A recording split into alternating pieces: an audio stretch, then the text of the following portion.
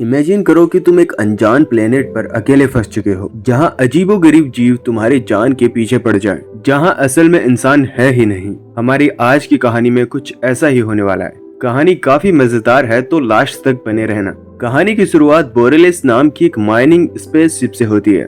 इस स्पेसशिप में कुछ मजदूर थे जो अपने यातायात क्रायोपोड में लेटकर ये सफर कर रहे थे। क्रायोपोड एक ऐसी मशीन थी जिसमें इंसान लेटकर कितने भी साल तक सोया रहे, उसकी उम्र नहीं बढ़ती। अचानक अंतरिक्ष में एक एस्टेरॉयड ने अपना रास्ता बदल लिया और बहुत तेजी से बोरेलिस की तरफ बढ़ने लगा और कुछ ही पलों में वो बोरेलिस स्पेसशिप से टकरा गया और इमरजेंसी में क्रायोपोड्स स्पेसशिप से अपने आप ही अलग हो गए। तभी स्पेसशिप में लेनर्ड नाम का सिस्टम सभी मजदूरों को जगाता है ताकि वो उन्हें आने वाली मुश्किलों के लिए तैयार कर सके। जैसे ही एस्टेरॉयड की टक्कर हुई तो एंडी नाम का एक मजदूर जाग गया। लेनर्ड ने उसे शांत रहने को कहा और फिर उसने एंडी की सुरक्षा के इंतजाम किए। इसके बाद जहाज से क्रायोपोड एक पास के प्लेनेट की ओर बढ़ने लगा। जैसे ही सभी क्रायोपोड्स इस नए प्लेनेट के वातावरण में घुसे, कुछ क्रायोपोड्स में अचानक से आग लग गई और उनके अंदर मौजूद लोग जलकर खाक हो गए। उधर एंडी का क्रायोपोड आग लगने से तो बच गया, मगर लैंडिंग के समय उसकी रफ्तार बहुत ज्यादा तेज थी। तभी अचानक पोड ने खुद को गोल गोल घुमाकर आगे बढ़ाया, जिससे एंडी की जान तो बच गई, लेकिन एंडी बेहोश हो चुका था। अचानक उसे अपने परिवार की झलक दिखाई दी तो वो तुरंत होश में आ गया। फिर जब उसने अपने आसपास देखा तो वो एक पहाड़ी इलाके में फंसा हुआ था। एंडी ने सिर्फ के एआई सिस्टम से बात करने की कोशिश की, मगर कोई जवाब नहीं आया। तभी अचानक जमीन थरथराने लगी तो लेनर्ड ने उसे पोर्ट से निकल जाने की सलाह दी, लेकिन एंडी पोर्ट को खोल नहीं पा रहा था। फिर एंडी ने हिम्मत से एक फायर एक्सटिंग्विशर की मदद से पोर्ट की खिड़की तोड़कर वहां से भागने की कोशिश की। फिर तभी जमीन हिलने की वजह से पोर्ट मुड़ गया और नुकीले कांच के टुकड़े से एंडी का सूट फट गया। तब लेनर्ड ने उसे बताया कि बिना सूट के वो इस प्लेनेट पर ज्यादा देर तक जिंदा नहीं रह पाएगा। इसके बाद एंडी ने एक स्प्रे से फटाफट अपने सूट को सही कर लिया, लेकिन पोर्ट में आग लग चुकी थी और एंडी जैसे तैसे पोर्ट से रेंग कर बाहर आया, लेकिन साथ ही वो अपने बेटे का आखिरी खिलौना लाना नहीं भूला। वो एक अनजान प्लेनेट पर अकेला था, लेकिन तभी उसने जलते हुए बोरेलिस जहाज को प्लेनेट के अंदर घुसते हुए देखा। जैसे ही शिप क्रैश हुई, वहाँ जबरदस्त धमाका हुआ। धमाका इतना ज्यादा था कि एंडी काफी दूर जा गिरा, जिसके बाद एंडी ने लेनर्ड से पूछा कि इस वक्त वो कहाँ है। तो लेनर्ड ने उसे बताया कि वो एक अनजान प्लेनेट पर है, जिसके बारे में इंसानों को कोई खास जानकारी नहीं है और उनका जहाज अपनी असली मंजिल पर नहीं पहुंच पाया। तभी अचानक एंडी को दूर से एक रोशनी दिखाई दी तो वो उसकी ओर बढ़ने लगा। रास्ते में उसे बोरेलिस का मलबा दिखाई दिया तो उसकी नजर एक और पोर्ट पे पड़ी। उसने पोर्ट से ऑक्सीजन टैंक निकालने की कोशिश की ताकि वो ज्यादा समय तक इस प्लेनेट पर टिक सके, पर अचानक उसमें से एक डेड बॉडी गिरी, जिसे देखकर वो डर गया था। फिर उसने हिम्मत करके एक ऑक्सीजन टैंक निकाला, मगर अब वो बिल्कुल खराब हो चुका था और अब वो परेशान होकर फिर से रोशनी की तरफ चलने लगा। तभी हम देखते हैं कि उस पोर्ट पर किसी खूंखार जानवर के पंजों के निशान थे, जिसका मतलब था कि एंडी यहाँ पे अकेला नहीं है। खैर, जब एंडी उस रोशनी तक पहुंचा तो वहां पर उसे एक इंसान और मिला जिसका नाम ड्वेन था। एंडी को देखकर ड्वेन को बहुत खुशी हुई। फिर दोनों की बातचीत के दौरान उन्हें पता चला कि उन दोनों के पास खाने पीने के लिए कुछ ज्यादा सामान नहीं है। फिर ड्वेन ने एंडी को बताया कि उनकी कंपनी ने पैसा बचाने के लिए छोटे रास्ते को चुना, मगर उस रास्ते पर एस्टेरॉयड थे जिसकी वजह से जहाज क्रैश हो गया। दरअसल ड्वेन कम्युनिकेशन डिपार्टमेंट में काम करता था, इसलिए अब वो धरती पर सिग्नल भेजने की कोशिश में लगा था ताकि उन्हें बचाने के लिए रेस्क्यू शिप भेजी जाए। और उसने एंडी को बताया कि सिग्नल को धरती पर पहुंचने में 8 महीने लगेंगे और उन लोगों को यहां तक पहुंचने में कम से कम 2 साल लगेंगे। अब उन्हें दक्षिण दिशा में जाकर बोरेलिस का दूसरा मलबा ढूंढना होगा और जब तक वो इस प्लेनेट पर फंसे हुए हैं, हमें तब तक वहीं पे जिंदगी गुजारनी होगी।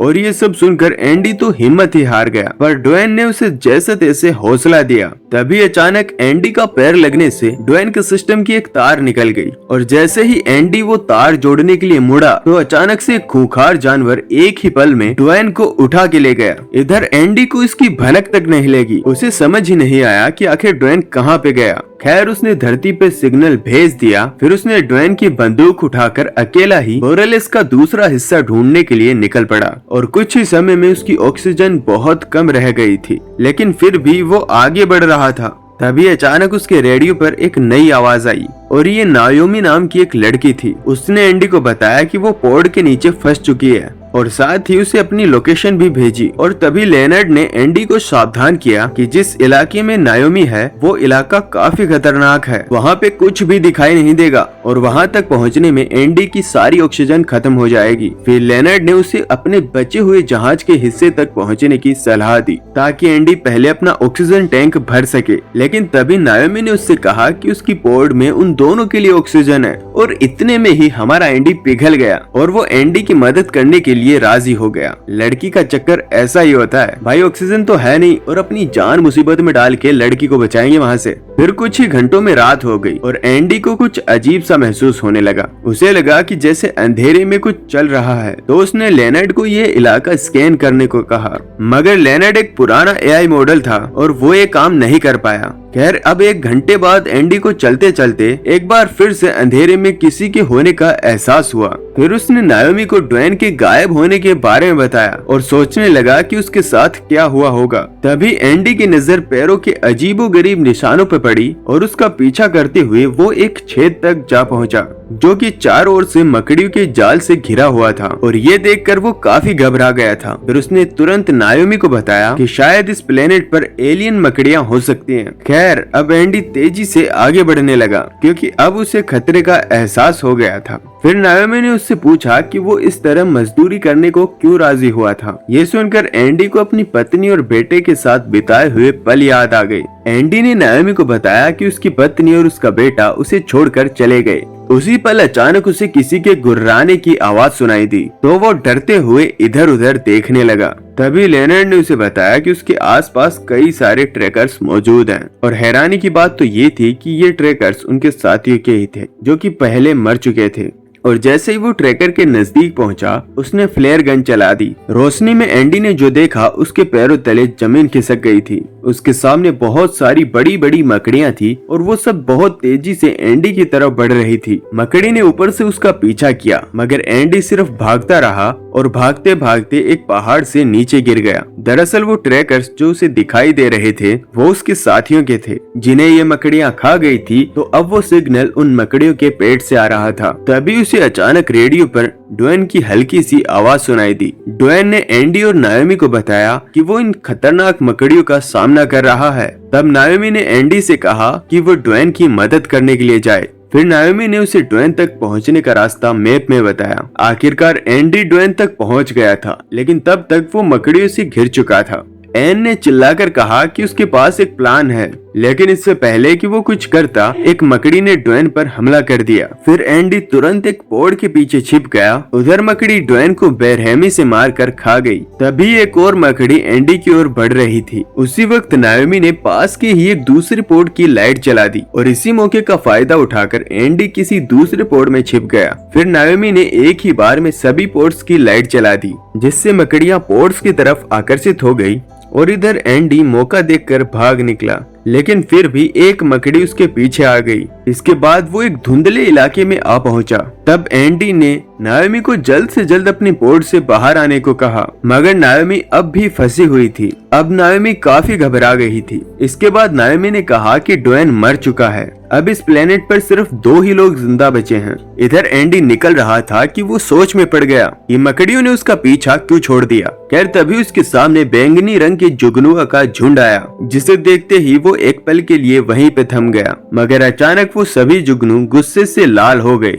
और उन्होंने एंडी पर हमला बोल दिया। एंडी जैसे तैसे अपनी जान बचाकर वहां से भाग निकला। तब नायोमी ने कहा कि हो सकता है कि मकड़ियां जुगनुओं से डरती हों और इसीलिए शायद उन्होंने पीछा करना बंद कर दिया। इससे पहले कि एंडी कुछ कहता, अचानक जमीन से एक विशाल जानवर का मुंह बाहर निकला और एक ही बार में एंडी को निगल गया। इसके बाद जब एंडी उस जानवर के शरीर के अंदर था तो उसने लेनर्ड से मदद मांगी। तभी लेनर्ड ने एंडी के सूट से एक जहरीली गैस छोड़ दी, जिसकी वजह से उस जानवर का पेट अंदर से जलने लगा और उसने उसी पल उल्टी करके एंडी को बाहर फेंक दिया, जिसके बाद वो लड़खड़ाता हुआ आगे बढ़ गया। अब एंडी के सूट में बेहद कम ऑक्सीजन बची थी, मगर फिर भी वो जहाज के दूसरे हिस्से की तरफ जाने के बजाय नायोमी की तरफ ही जाने लगा। आखिरकार वो जैसे ही नायोमी तक पहुंचा तो उसी पल उसकी ऑक्सीजन खत्म हो गई। नायोमी ने तुरंत उसे अपने टैंक से ऑक्सीजन दी और फिर एंडी ने नायोमी को कुछ औजारों की मदद से जैसे तैसे आजाद किया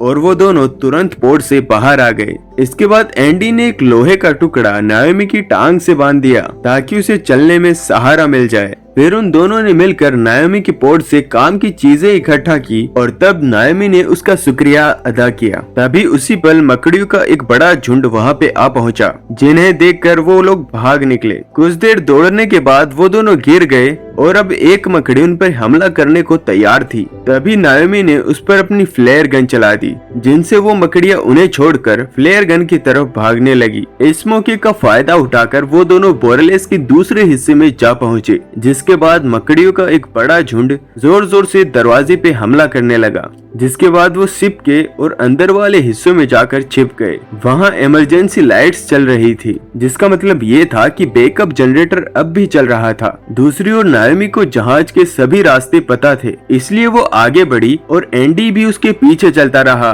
कुछ ही पलों में उन्हें एक कैबिन मिला, जिसके अंदर ऑक्सीजन मौजूद थी और साथ ही उनकी जरूरत का सारा सामान भी मौजूद था। कैबिन को खोलते समय अचानक उन्हें खून की दहाड़ दिखाई दी और वे समझ गए कि एक मकड़ी जहाज में घुस चुकी है। वे दोनों तुरंत छिप गए।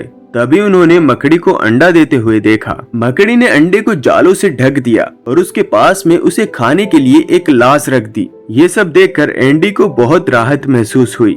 इधर मकड़ी को भी उनकी भनक नहीं लगी और वो चुपचाप वहाँ से चली गई। फिर जैसे ही नायोमी और एंडी बाहर आए, तभी अचानक पीछे से एक दूसरी मकड़ी ने उन पे हमला बोल दिया। एंडी तुरंत नायोमी को लेकर एक कमरे में घुस गया और अंदर से ताला लगा लिया। उसे लगा कि अब वे सुरक्षित हैं। तब नायोमी ने उसे समझाया कि वे लोग तो गलती से बाहर आ चुके हैं। ये सुनकर एंडी को इतना गुस्सा आया कि वो लोहे के सरिये से दरवाजा पीटने लगा। उस कमरे में ऑक्सीजन मौजूद थी, इसलिए दोनों ने अपने हेलमेट्स निकाल दिए और एक दूसरे के साथ बैठकर बातें करने लगे। एंडी ने उसे एक वीडियो दिखाया और कहा कि वो लोग एक दिन उसकी बर्थडे पार्टी से लौट रहे थे, जिस समय उनका एक भयानक एक्सीडेंट हो गया। उस एक्सीडेंट में उसकी पत्नी और उसका बच्चा तो मारे गए, पर न जाने वो कैसे बच गया। एंडी कहने लगा कि उसकी जिंदगी अब बेमतलब की हो गई है, लेकिन तभी नायोमी ने उसे समझाया कि तुमने मेरी जान बचाई है और इसीलिए तुम्हारा जिंदा रहना जरूरी था। और ये कहकर नायोमी ने उसे गले लगा लिया और तभी उसने देखा कि एंडी के सूट पर कुछ जुगनू चिपके हुए थे। और तभी अचानक बाहर से मकड़ी ने दरवाजा तोड़ डाला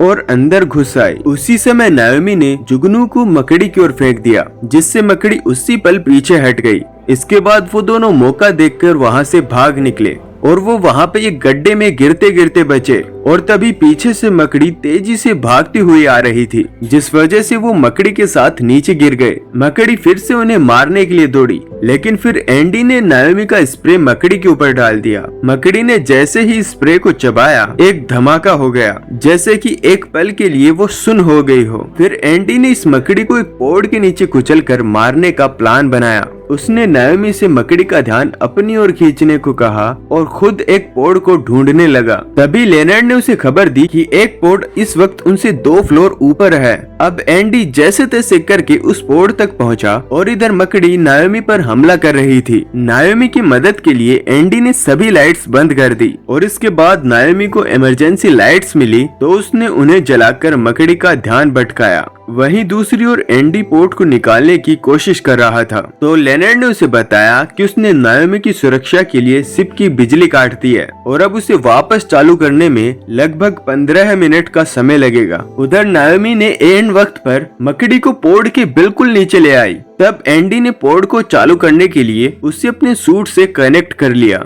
लेनर्ड ने उसे बताया कि इस तरह उसके सिस्टम में शॉर्ट सर्किट हो जाएगा, यानी वो उसे हमेशा हमेशा के लिए खो देगा। इसके साथ इतनी ऊपर से नीचे गिरने पर एंडी के जिंदा बचने के चांस भी बहुत कम हैं। मगर ये सब जानने के बावजूद एंडी ने अपनी जान खतरे में डाल दी और पोर्ट को नीचे गिरा दिया, जो सीधा उस मकड़ी पर जा गिरा। पोर्ट के नीचे गिरते ही मकड़ी उसके नीचे कुचल कर मारी गई, मगर नीचे गिरने पर एंडी बेहोश हो गया था और उसी पल नायोमी उसके पास पहुंची और रोने लगी। क्योंकि उसे लग रहा था कि एंडी अब मर चुका है। लेकिन कुछ ही पलों में अचानक से एंडी को होश आ गया। फिर नाओमी ने उसे कस कर गले लगा लिया और उसी समय वहाँ पे सूरज की पहली किरण आई थी, जिससे उन्हें थोड़ी राहत महसूस हुई। और उसी पल लेनर्ड की आवाज दोबारा से आई और अब उसने बताया कि वो अपडेट हो चुका है। और अब उसने मौके पर चौका मारते हुए एंडी और नाओमी के लिए एक रोमांटिक गाना बजा दिया, जिसके बाद उन दोनों ने एक दूसरे का हाथ थाम लिया और इस अनजान प्लेनेट पर उन दोनों के अलावा और कोई नहीं था। और 2 साल तक तो उन्हें कोई बचाने भी नहीं आने वाला। क्या वो दोनों इस प्लेनेट पर सरवाइव कर पाएंगे, ये आप कमेंट में बताना। और इसी के साथ कहानी का एंड हो जाता है। अगर आपको वीडियो पसंद आया हो तो लाइक कर दो, चैनल पे नए हो तो सब्सक्राइब कर दो। मिलते हैं अगले वीडियो में। और थोड़े से सपोर्ट की जरूरत है तो थोड़ा सपोर्ट भी कर दो।